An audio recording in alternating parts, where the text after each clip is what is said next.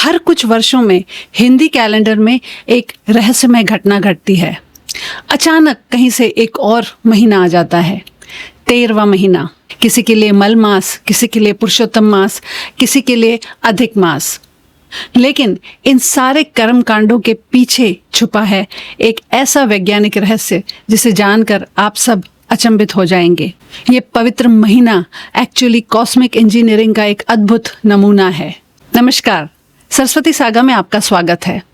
क्या आपने कभी सोचा है कि कैसे हमारे एक छोटे से गांव में बैठे हुए ब्राह्मण अपने पोथी में लिखकर बगैर अंतरिक्ष की तरफ आंख उठाए भी कुछ ऐसे कैलकुलेशंस कर लेता है कि आने वाले 10, 15, 30 सालों तक जब भी ग्रहण होने वाला होता है उसका एग्जैक्ट टाइम वो आपको बता देता है, जिसे तय करने में नासा के बड़े बड़े टेलीस्कोप्स लगते हैं, वो सिर्फ अपनी पोथी में कर लेता है।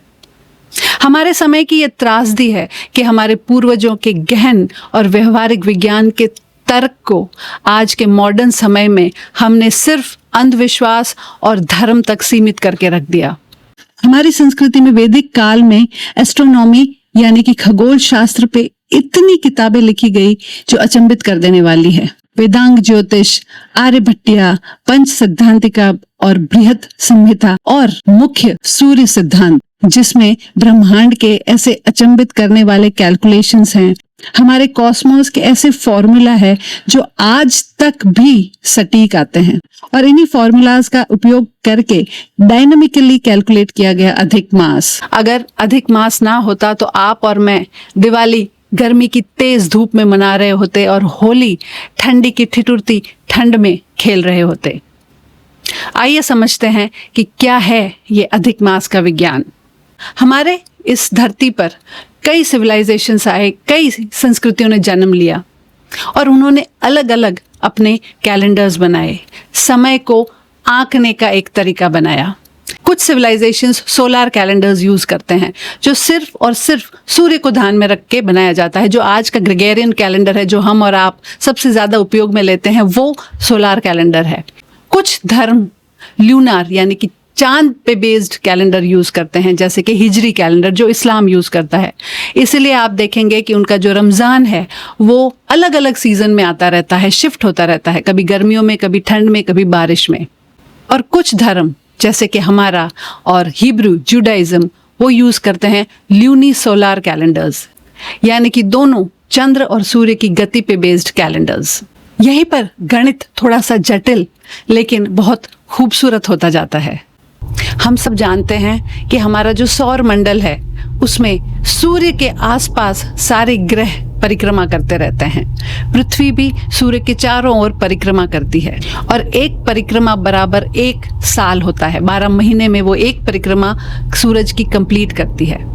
वहीं पे जो चांद है वो पृथ्वी की परिक्रमा करता रहता है और जब पृथ्वी सूर्य की परिक्रमा कर रही होती है और वहीं चांद जब पृथ्वी की परिक्रमा करता है तो वो जो समय लगाता है वो है 29.53 दिन।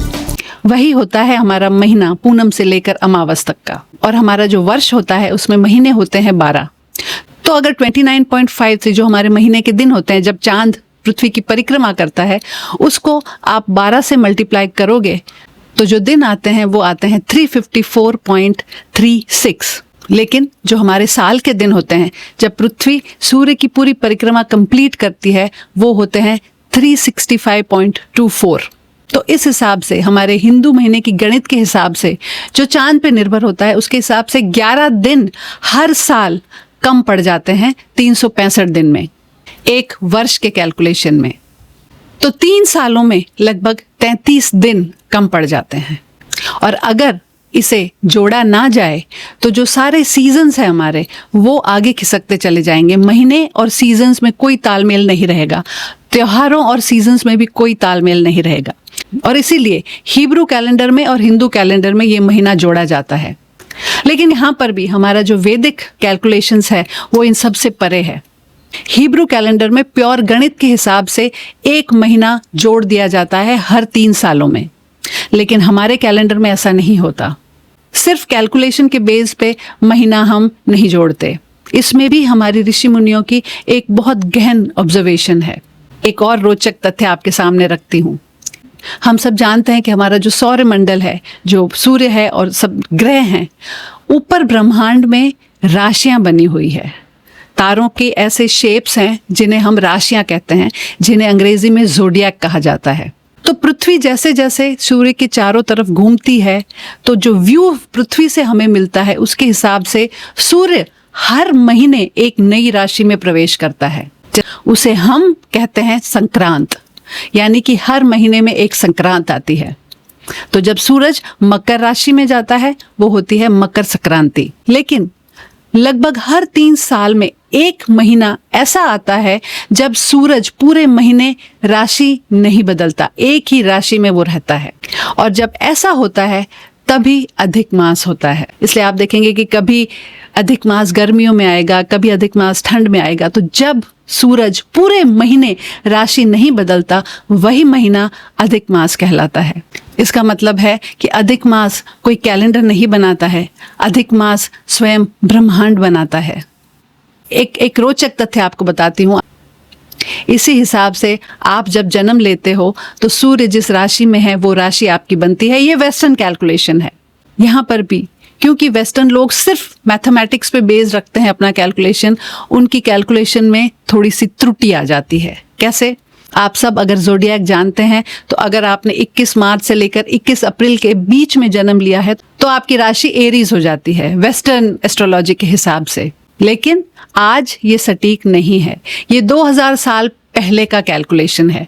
2000 साल पहले 21 मार्च से लेकर 21 अप्रैल तक सूर्य मेष राशि यानी एरीज में रहता था। लेकिन हमारा जो पूरा सौरमंडल है, हमारी जो पृथ्वी है, उसमें एक वॉबल है, मूवमेंट है, बदलती रहती है। तो इसीलिए आज की जो स्थिति है, सूर्य एरीज में आता है 18 अप्रैल से लेकर 18 मई तक।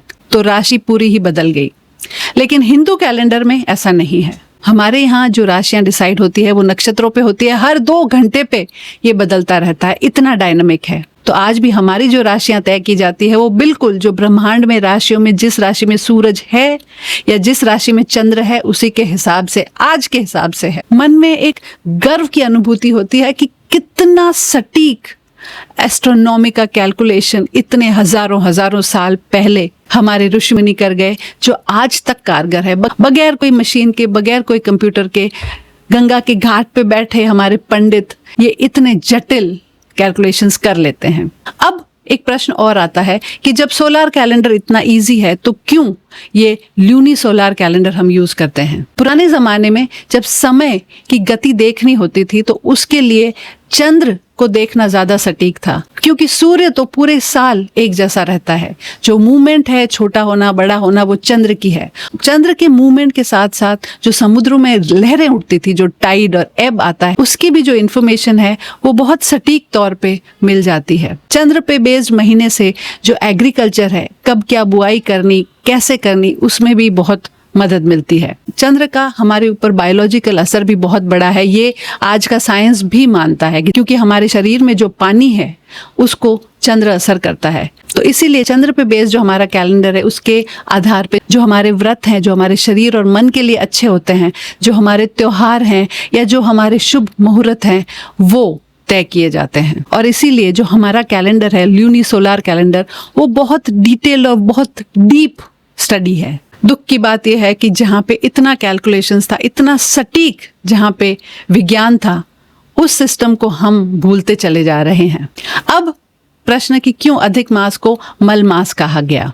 क्योंकि सूर्य की इस महीने में कोई राशि परिवर्तन नहीं होता, तो कोई मुहूर्त या कोई त्योहार या कोई भी शुभ काम इस महीने में नहीं होता, और इसीलिए इसको मल मास कहा गया। एक बहुत रोचक पौराणिक कथा इसके पीछे है कि मल मास को जब ये नाम दिया गया तो उसे बहुत बुरा लगा।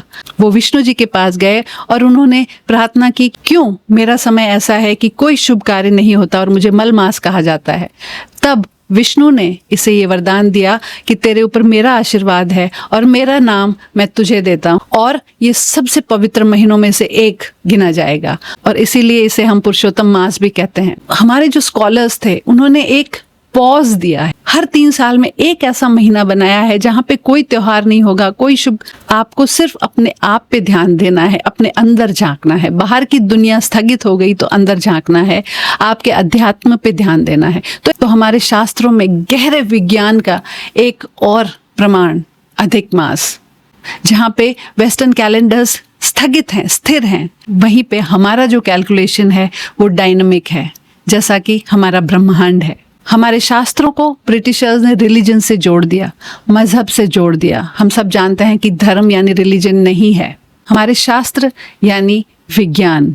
तो आइए इस अधिक मास में गर्व के साथ आध्यात्म और अपने आप से जुड़ें, जो निर्देश ब्रह्मांड स्वयं हमारे शास्त्रों द्वारा हमें देता है। नमस्कार, जय हिंद।